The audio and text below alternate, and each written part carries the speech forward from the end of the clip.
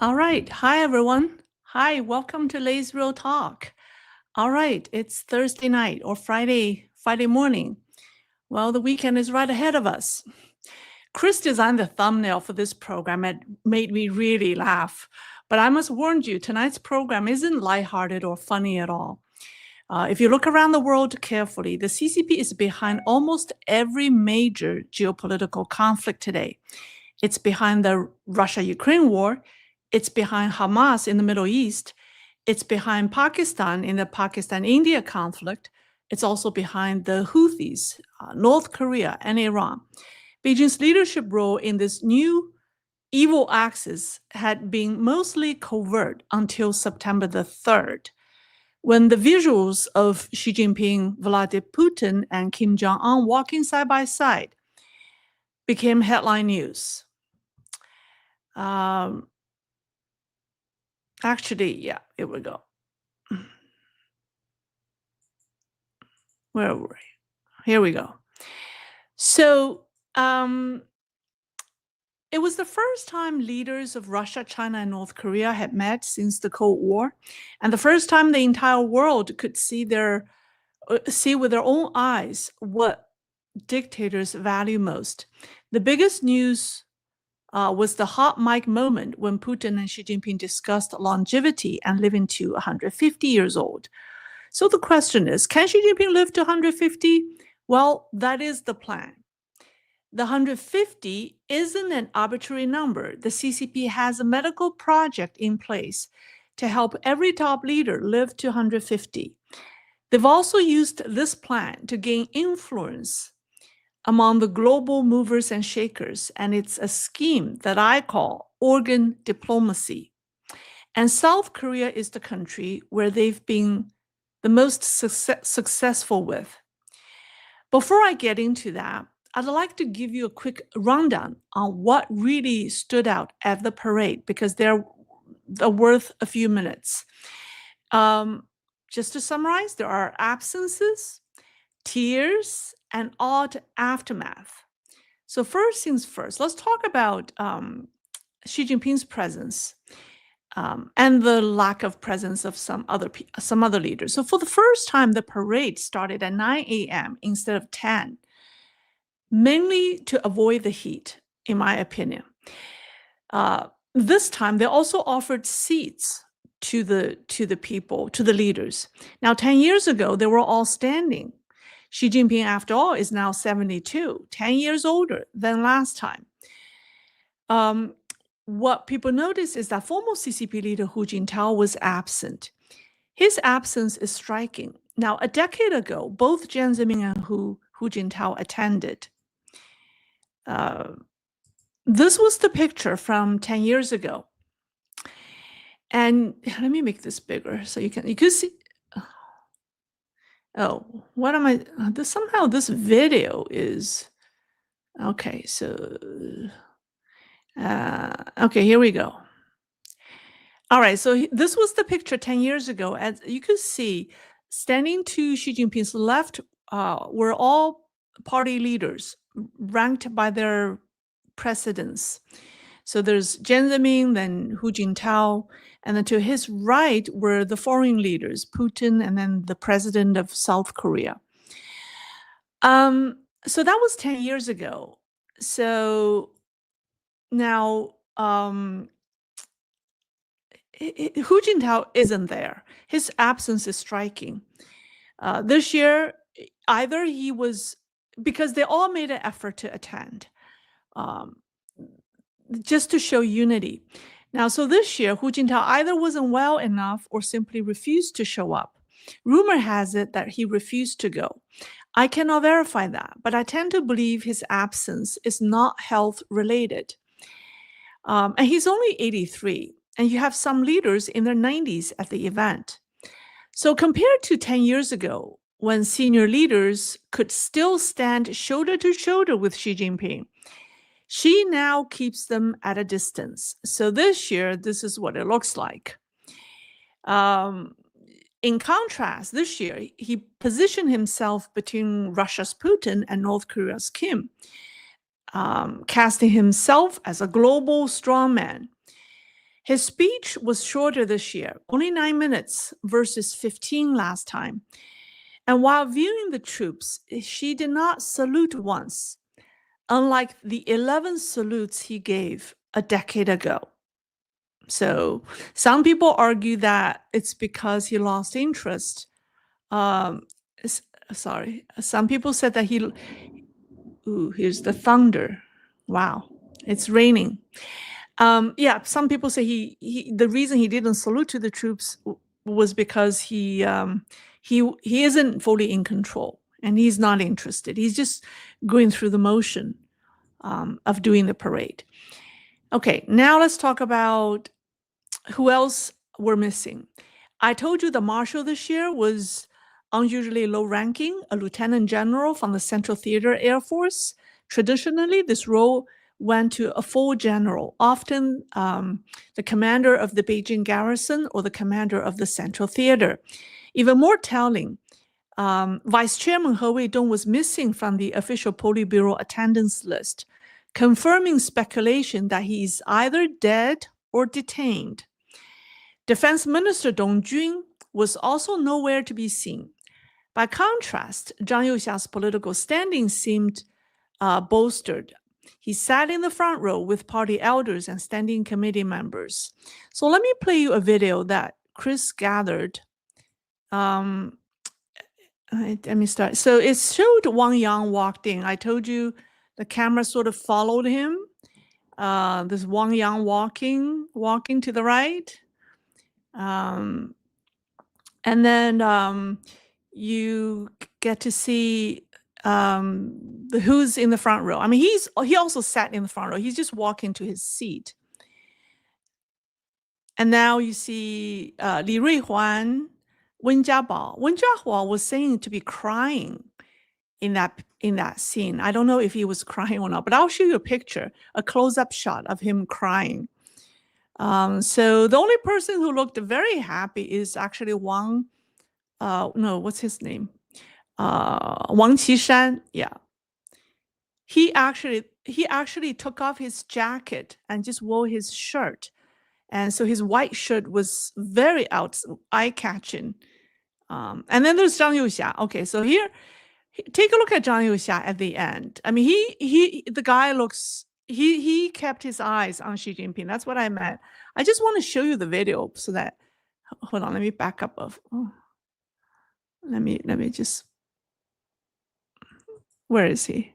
Let me play. Okay, Zhang Youxia is on the far right. Take a look at him. Where is he? Not quite yet. Okay.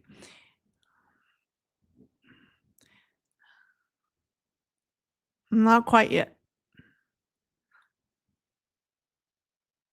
Oh, there he is at the end. Take a look at him. All right. So there they are. Chris gathered some more shots of these people. And interestingly, you see, I said that Zhang Youxia get to sit in the front row with the party elders and the standing committee members. He's not a standing committee member. So that's a boost for him. And then Wang Yang was given a prominent long camera shot. And then Hu Chunhua appeared for 4 seconds at the end. I hope this shows you that. Now, this 4 seconds may not seem long, but don't underestimate it, because out of oh, there he is. There's Hu Chunhua in the back. The second man in on the right was him. I mean, the row before him was foreign representatives. So don't underestimate this 4 seconds, because of the 14 vice chairmen of CPPCC, he is the only one that was given a shot in the live event. So that's significant. All right, so is that the end of the video? That's the end of the video for now. Okay. Let me come back because there's another clip I want to show you. Now, let's talk about Wen Jiabao's tears. Former Premier Wen Jiabao appeared emotional. At first, I wasn't sure if he was really crying or not. I mean, I thought that maybe he was just making face. Then I saw this. I must show you this. Where did it go? Yeah, this was the picture of Hu Chunhua. Can you guys see? This picture made me laugh. A kid was wiping his tears on TV screen. I mean, the picture on the left was what's on the screen during the live broadcast. The one on the right was what I found on social media, and I thought that was funny. But anyways, so it looks like he did cry. Now, Wen Jiabao was known, or is long known for his soft heart. So he seemed to have a breakdown. So what was he crying for? Well, he was crying for poor soldiers who suffered so much to train for this parade to make the leader look good. So there's a picture I want to show you. It was a close-up shot of a soldier's. It shows a pin on a soldier's collar to prevent them from slouching. Could you imagine that? I mean, this is under baking sun in at the end of August or beginning of September. It's hot. The weather is hot. So perhaps Wen Jiabao is crying for his people, or perhaps he was crying for the fact that the regime burned through 36 billion yuan for a reunion of dictators, while ordinary people continue to suffer under a faltering economy. For a premier who truly cares about his people, how could he not cry? So did the parade inspire any confidence? Well, other than this group of women, let me show you. Hold on. Oh yeah, this is an interesting video I found on social media. It showed when Kim Jong-un bid farewell to Putin. I think this was at the Russian embassy in Beijing. It was very interesting. There was a argument or fight that took place there because their security guards argued over the temperature. They fought for the remote control of the AC in the room. The Russians set it at 20 degrees Celsius, which is about 68 degrees Fahrenheit, but the North Koreans wanted to set it at 23 degrees or 73 degrees Fahrenheit. So the two sides fought. And then the leaders arrived. They held a meeting. And so this is when they bid farewell. And notice how a Russian security guard blocked a North Korean security guard from getting close to Putin. So I thought that was interesting. So I just want to play that for you. Oh, here, where is it? Okay, so this is, I don't know. Is that the end? Okay, this is Hu Chunhua. Okay, so this is the Russian, yeah. You see, he blocked the North Korean. Too bad we can't hear what they were saying. There was no hot mic moment. Okay. So this is what I mean by this is a parade some rural Chinese women held to celebrate the occasion. I thought it was really funny. I just want to play that. I'm going to mute the music. It's just too silly. Yeah, so let's talk about confidence. So other than the group of women in this video who staged their own mini parade, the answer seems to be no. Here's what happened. On September the 3rd, Beijing rolled out its massive parade, right, flaunting the so-called homegrown cutting-edge weapons, including hypersonic precision strike systems, unmanned combat gear, and counter-drone technology. It was meant to send a bullish signal to the defense industry. The irony? The irony is this. This is all in green. Now, in green, in Chinese, stock markets in green means losses, and in red means gains. So China's stock market dropped nearly 1% on the day of the parade. And most interestingly, the defense stocks plunged nearly 5%. And this is what the snapshot showed. Everything on the board was green, and they're all defense companies.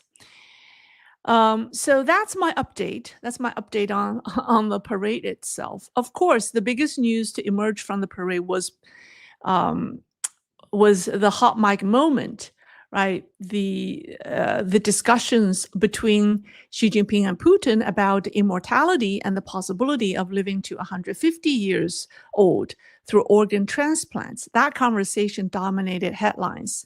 So the world was shocked, mostly driven by curiosity over what Putin, Xi Jinping, and Kim might say to each other. But one Taiwanese analyst suggested that Putin raised the topic of longevity to gauge Xi Jinping's health. Some even believe that Putin was in Beijing to assess Xi Jinping's true standing within the party and to take the pulse of CCP politics on behalf of Donald Trump. Okay, I don't know if that's true or not, but I thought that was interesting. That's an interesting observation, so I'm going to pass it on to you. That may be true, but here's the question. How could China's state TV network allow such a private conversation to leak? I'm referring to the hot mic moment between Xi Jinping and Putin as they walk towards their seats, when they discussed immortality and living to 150 through organ transplants. I'm referring to that clip. So the question is, how could China's state TV allow it to air? Isn't everything on Chinese TV painstakingly monitored and controlled? Remember, this broadcast had a 30-second delay. Normally, the CCP standard for live events is 12-second delay, but they extended it to 30 this time, thinking 12 wasn't enough to handle sudden incidents. So 30 seconds is an eternity in live broadcasting. So how did the producers or even the propaganda officials fail to cut it out? Well, the answer is simple. The conversation didn't raise a red flag, because if it did, they would have cut it out immediately, given they have 30 seconds to react. That's half of a minute. It's very long. So my answer is they didn't see anything wrong with it. To Western audiences, Xi Jinping's talk of living to 150 sounded shocking, right? But to CCP leaders, it was nothing new. In 2005, top hospitals serving party elites quietly launched an initiative called the 981 Project. Where is that? Oh, here it is. Yeah.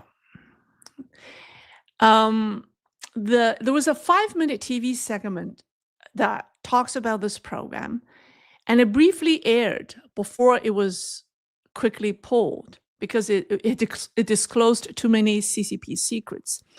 The project's explicit goal was to extend CCP leaders' lifespans to 150 years through an integrated approach combining Chinese and Western medicine. And it was like a 5-pronged approach, and one of them is called organ regeneration. Of course, the organs are not going to grow back on their own. So what they meant by organ regeneration is organ transplant. So the unspoken method of CCP officials anti-aging, or their anti-aging method, is through transfusion of young plasma or plasma transfusions from 20-year-old armed police or college students, and organ transplant using the healthiest young bodies. So going back to the question, how come the producers didn't catch this? So from the perspective of CCP TV's brainwashed producers. They've worked in the system for too long. They get used to everything. They probably, everything seemed perfectly normal to them, even justified, for leaders to chat about longevity through organ harvesting. They're so used to it. They didn't expect the world to react. They think we're crazy to react to that. I'm seriously, that is their mentality because they're so used to it. The entire CCP system has come to see the atrocity of killing people for their organs as merely a medical necessity. And that's today's tragedy in China. Crimes committed without awareness of their gravity. That's why the producers didn't react in time. They did react. They cut away the visuals, but leaving the audio on. So Putin and Xi Jinping's exchange only confirmed what many people already knew. China's organ transplant industry is booming, or has been booming, catering to the world's rich and powerful. For foreign VVIPs and dignitaries who cannot be bought with money, women, or fame, the CCP has leveraged its so-called institutional advantage to win them over, often offering them longevity or life-saving interventions through organ transplants. One well-documented case involves the son of this man. It's actually, his face is covered up. But this was actually taken from a meeting he held with Xi Jinping on September 20th, 2024. This is Malaysia's king, Sultan Ibrahim. He visited China on September 20th and held a meeting with Xi Jinping. And to everyone's surprise, Sultan Ibrahim broke into tears, thanking Xi Jinping and Foreign Minister Wang Yi over and over. Yet the Chinese officials who were present looked awkward, and Chinese media later did not say anything, but the Malaysian press reported it. So what was the matter? Well, what moved the king so deeply, yet embarrassed the Chinese officials, was that the king was expressing gratitude to Xi Jinping and Wang Yi for helping arrange an organ transplant surgery for his fourth child, his son, Prince, I think his Jalil, Tunku Abdul Jalil, that's his name, his fourth child, who had been diagnosed with a liver cancer in 2014. That December, at only age 24, the prince underwent a liver transplant in Guangzhou. So nearly a decade later, the king publicly remembered the favor the Chinese regime granted his son and openly voiced his thanks. In recent years, while Beijing has been selling the world on slogans like the Health Silk Road and a community of shared future, there's been a far darker story hiding underneath. And it's what I call organ diplomacy. So here's what it means. So foreign politicians and officials have been flying into China, not for business deals, but for organ transplants. Behind the scenes, the regime is treating the lives of its own young citizens as bargaining chips, turning organ transplants into diplomatic gifts to curry favor with powerful foreigners. So take Malaysia, for example. As far back as 2016, one of its newspapers, it's called the Daily Express, reported that a member of parliament whose last name was Radin, R-A-D-I-N, went to China multiple times for medical treatment and eventually got a kidney transplant there. And then let's take a look at Kazakhstan. According to Radio Free Asia, a top Kazakh official received a kidney transplant at Beijing's Elite 301 military hospital. This is the hospital that treats Xi Jinping and other top leaders. From application to surgery, the whole process took less than a month. In the West, you'd be waiting years for an organ that matches because you can't predict casualty, right? Transplant surgeries cannot be pre-scheduled because you don't know when there's an organ available. But in China, they are pre-scheduled. So the only explanation is that there's a live stock waiting to match the patients or patient. So what does that tell us? Beijing's diplomacy isn't just about trade or infrastructure or Belt and Road. It is about life and death, literally trading in human organs from healthy young people to win influence on the world stage. Now, those who have benefited from China's organ transplant industry are not limited to Malaysia or Kazakhstan. This has become one of the most important baits Beijing uses to buy the loyalty of global movers and shakers for the past decade or decades. Consider Henry Kissinger. I have a picture of him. Oh, here, by the way, here's a picture of Xi Jinping. I think according to AI, at age of 150. I don't think I think that's actually pretty good for a 150-year-old. I think it will look worse than that if he lives to that age. But anyways, I thought that. I think some Chinese did it. I thought it's pretty amusing. I'm going to share that with you.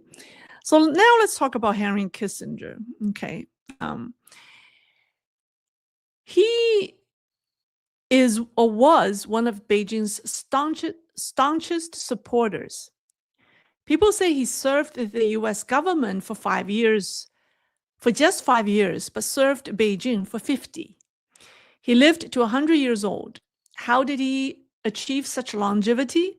According to Chinese claims, Kissinger underwent 6 organ transplant surgeries in China. After he died, the CCP angrily denied this, lashing out. I mean, CCP doesn't always deny things, but its denial of Kissinger's organ transplants was like wild. And it lashed out at the spiritual practice Falun Gong and accusing it of defamation. I mean, that's, if you think about it, the CCP accusing some other people of defamation. The irony is that Falun Gong is the most persistent and credible source in exposing forced organ harvesting. They're the first one who broke the news. They broke the news on April 20th, 2006, when Hu Jintao visited the White House and met with President Bush. Now, Falun Gong held a press conference in McPherson Park right behind the White House on that day. 2 witnesses came forward. So for the past 2 decades, Falun Gong has been the loudest voice exposing the CCP's organ harvesting crimes, alongside Uyghurs and other victims. And they have published detailed reports and documentaries. Now, Beijing's furious denial, abnormal denial of Kissinger's surgeries, and their smear campaigns against Falun Gong only strengthened the credibility of the claim. If anything, Henry Kissinger's surgeries were real. I mean, if I didn't see all the crazy denials, I probably would just say, it's a half-half. But Beijing's crazy denial make it look real. Now, with the rise of big data under a repressive regime, this atrocity has extended beyond dissident groups. It has become systemic, targeting ordinary Chinese citizens. Most of the victims are young college and high school students whose organs are especially coveted. In the past couple of years, there's a trend that young veterans in their 20s went missing. I want to show you. So these are the young vets who went missing. They're in their 24 and 22. I guess they were discharged. They probably joined the military in their teens and were discharged early. And look, they're just people, families looking for their loved ones who are vets, and on the right, they're just regular people. So it's crazy. In 2024, more than 3 million people in China go missing. And that's the official number. I mean, the unofficial number could be higher. Now, assuming China has 1 billion people, which I don't think China does, but that's 1 in every 1,000. Oh, no, that's 3 people every 3 people in every 1,000 went missing in 2024.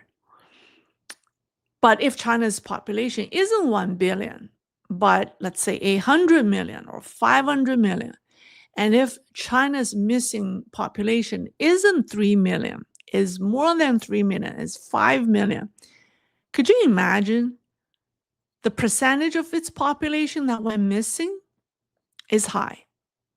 So are we really to believe that in a country blanketed with surveillance cameras and facial recognition technology, the state simply loses this many people?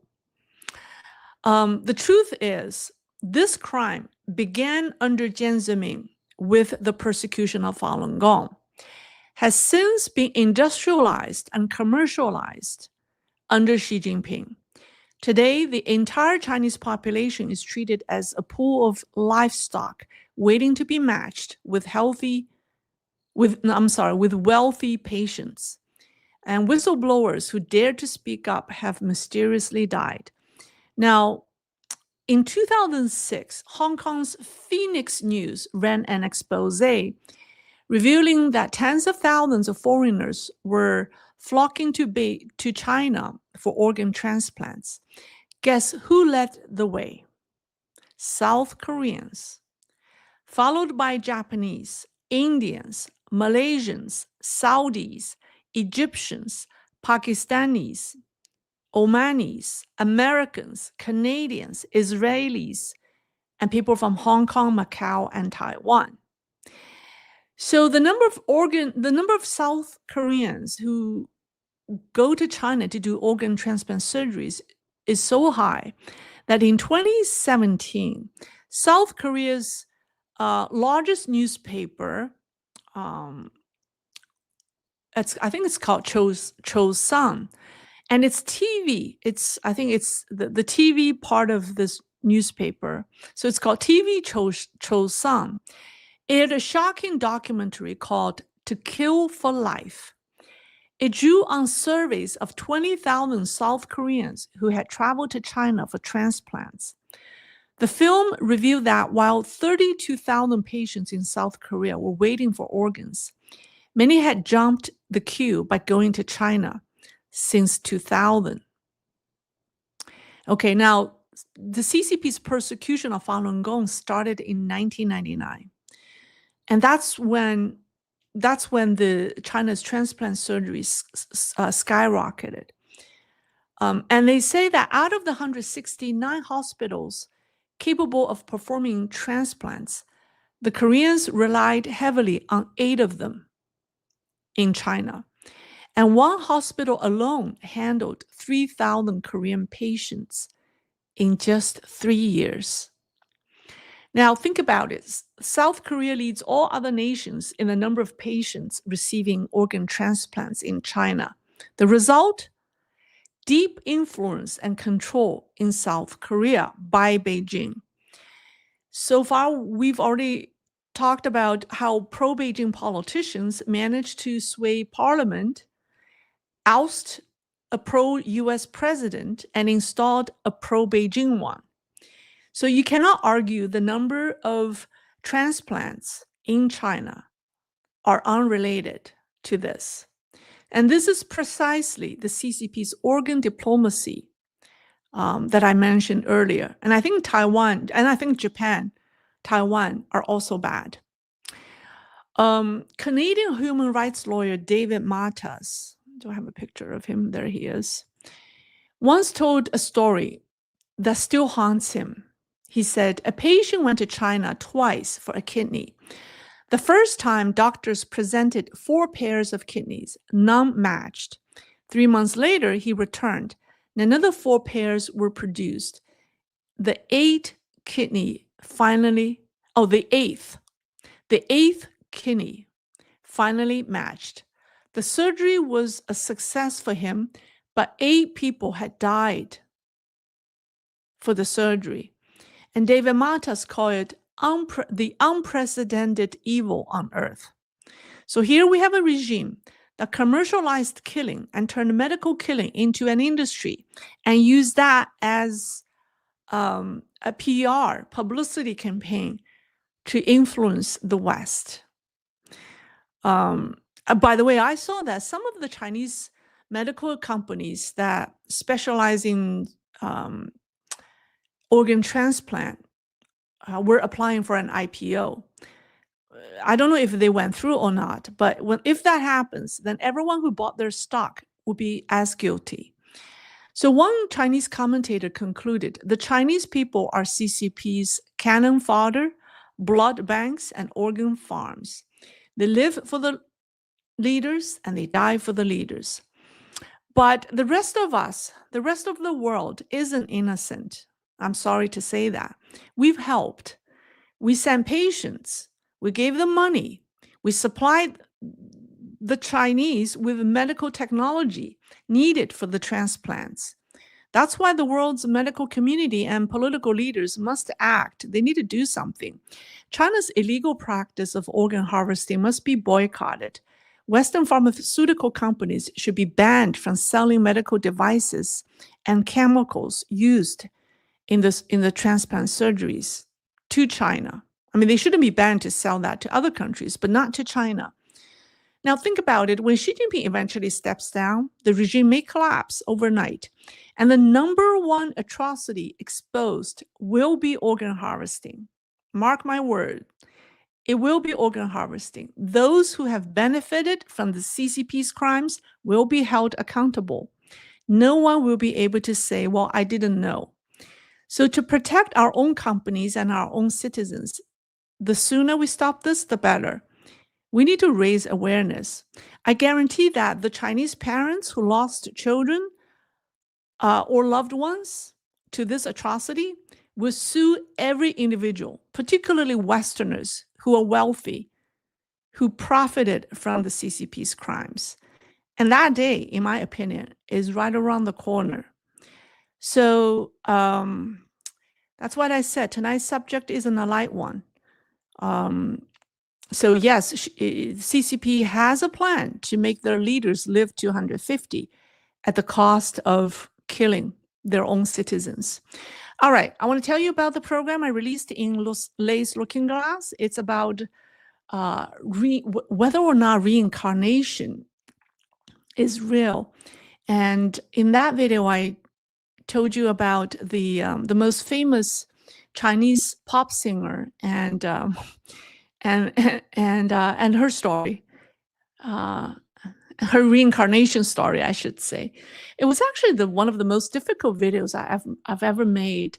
I tried to film it a couple of times, and it just didn't work. So by the time I filmed that video, it was like in the middle of the night. I was exhausted and tired, half sleeping. But anyways, Chris did a great job. And so it's released a little while ago. All right, I hope you will enjoy it. That's all for tonight. Let's see. All right, I want to thank people for supporting me through super stickers. I saw one before I start. I think was it John? Was it John? I think it was. Yeah, John Allen. Well, thank you, John. Thank you for your support. I want to acknowledge the people. Let's see. Kevin stands. I don't know how to say your last name. With murdered Uyghur organs. Yeah, Uyghurs are also one of the victim groups. Yes, Falun Gong, Uyghurs. It started with Falun Gong because of the sheer size, and also they're healthy because they don't smoke, they don't drink, and they meditate, so they're very healthy, and there's so many of them. So this was Jiang Zemin who started this. Jiang Zemin and then Bo Xilai. Bo Xilai was the mastermind behind this atrocity. So they started it, and then they extended to other groups of other prisoners of conscience, like the Uyghurs. And now it's everyone, all the citizens. Yeah.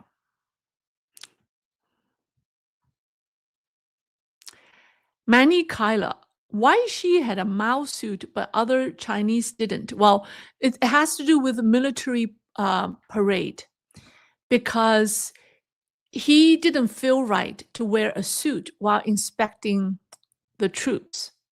But because he's not a general, so he also didn't feel right wearing a military uniform. Unlike Deng Xiaoping, I mean Deng Xiaoping has a military rank.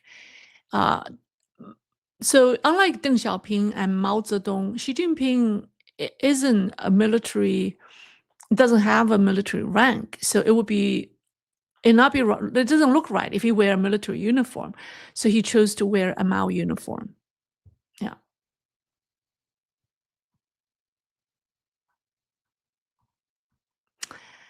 Okay. Questions, comments? Manny Kyla. Any idea what food Xi Jinping served to guests? Oh, it was. I saw the pictures, but it was. Um, it was very fancy. Um, um, I don't. I didn't remember. I, I saved the pictures. I said maybe I need to talk about it, but I mean, you can imagine with the amount of money they spend on Russia, they're going to spend the money for these 26 foreign leaders who dashed to Beijing. It's AI, but it's not our focus. So I decided not to give it much attention. All right. Tracy Tong. Well, thank you, Tracy. All right. Questions. Let's see. D Glass. No, that's not a question.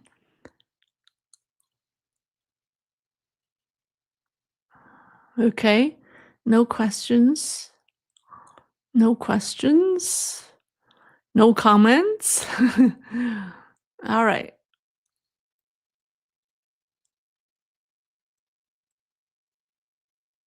Okay. John S. Lei, as it relates to transplants, are there any correlations to the COVID Wuhan leak and vaccine ineffectiveness? You mean are you asking the surging the surge in the number of transplant surgeries? Are they related to the aftermath of the vaccine?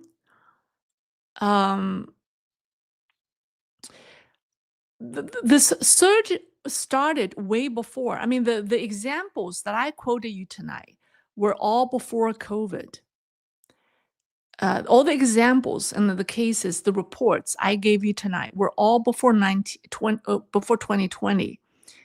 So the statistics, the number of people in South Korea who went to China for organ transplant surgeries were already skyrocketing before COVID. Now it's just more difficult to get numbers out of China. Everything has become more opaque. So I haven't seen any latest number coming out of China. And so there's no comparison, just to answer your question.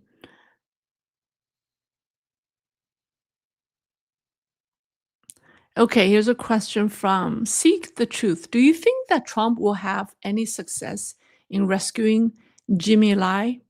I think he will if he try hard enough. I mean, it's very easy, and I think he's doing the right thing. The student who was detained for 36 hours at an airport. It was Houston, right, for interrogation, and then his visa was canceled. He was sent back to China and was told he will not be allowed to return for the next 5 years. It turns out that young man's father is a minister in Beijing. I'm not quite sure which ministry, but his father had the rank of a minister, and so it's very easy for Trump to do this. If you don't release Jimmy Lai, well, You have so many, we have so many of your children and grandchildren here, and some of them are engaged in illegal activities. And these are real criminals. I'm telling you, they're stealing secrets, laundering money. So I think it's very easy, right? If you detain one red princeling, I think Xi Jinping will be under pressure, or the CCP will be under pressure to release Jimmy Lai.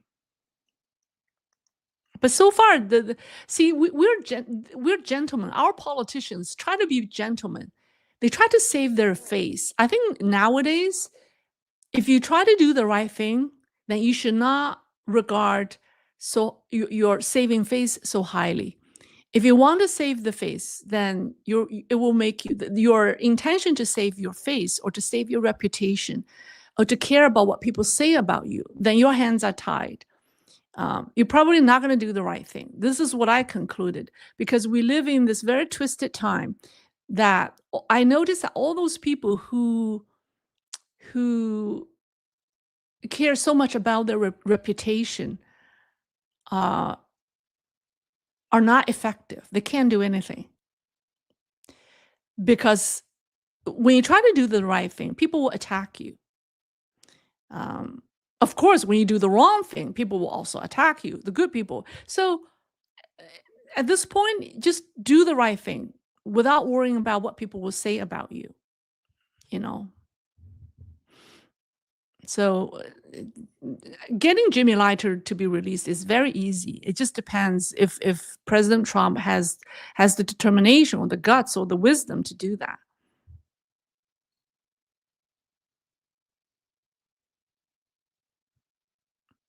Okay, William Robel.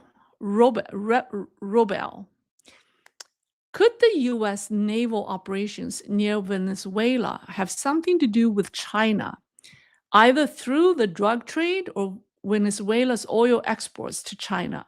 Is Trump exerting power projection? I think it's absolutely related to China. Did you notice that Trump's strategy on China is he is not tackling China right at the moment. Instead, he still calls Xi Jinping his friend. He's trying to cooling them down. But meanwhile, he's taking care of he start with the outskirts of the problem, right? He took care of Iran, and then now Venezuela. Canada, Mexico are also, on the outskirts. So he want to take care of all of the peripheral issues before zooming in on China, which is smart, because if you confront China, then it's gonna it's gonna hide in other places, right? In our backyard, like in South America, or in Canada. So his approach is right. He wants to cut off all the roads, to flee before zooming in on the main subject. So I think his operation on Venezuela is China related.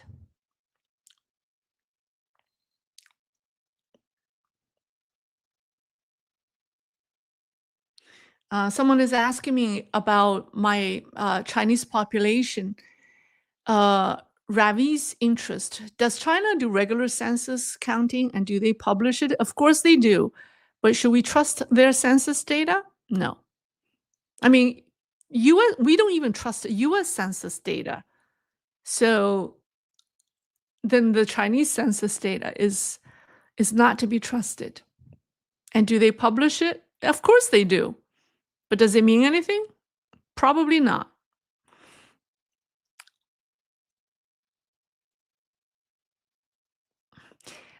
Mint creative gifts and ideas. It's crazy how the mainstream media seems to highlight the supremacy of this Xi Putin Kim fascist group. It's sad how CCP has bought influence with mainstream media in the world. Yes, they do. Our media is very pro-China, unfortunately. Find out if their chief executives have done any organ transplant surgeries in China. Find out. Uh, all right.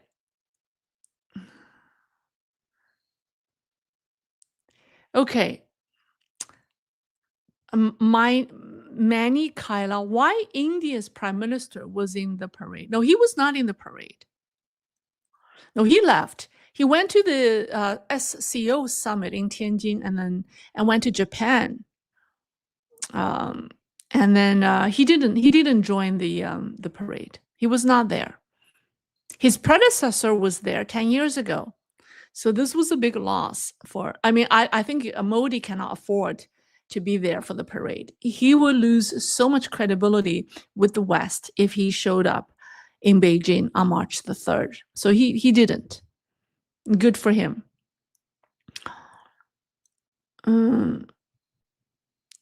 Someone asked me, how big of an issue is the organ harvest in China in terms of victims per year?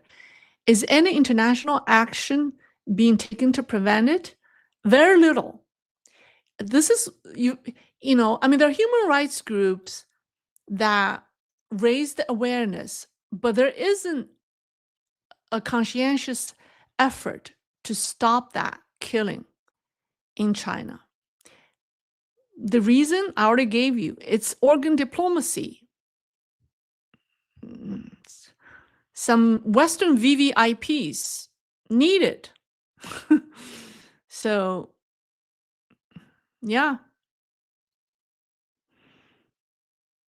All right, that's all. I reached the bottom. That's all for tonight. I thank you for joining me on this matter, and I will see you over the weekend. All right, bye.